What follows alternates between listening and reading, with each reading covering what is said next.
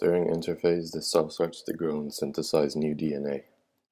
As shown here in G1, the cell is growing and carrying out all normal life processes it would have normally done. During the S phase, the cell starts to synthesize new DNA and chromosomes are duplicated.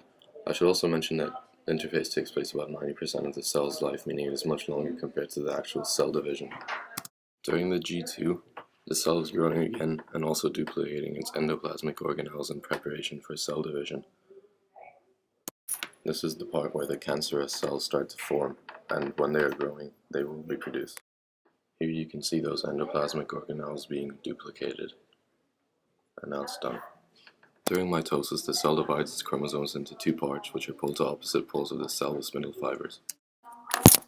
Here you can see the spindle fibers slowly reaching out to grab chromosomes and pull them apart. The chromosomes are lining up the middle of the cell and forming X's, as shown here. Here the spindle fibers are starting to pull the chromosomes apart. The nuclear envelope has broken down, and they're being pulled to opposite ends of the cell. Two new nuclei form, which leads to cytokinesis. Cytokinesis is a step in which the two nuclei are pulled apart and each form their own cell. As shown here, two new nuclei start forming on the cytoplasm when the mother cell breaks down into the two smaller cells.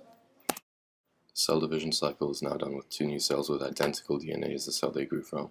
Thank you for listening.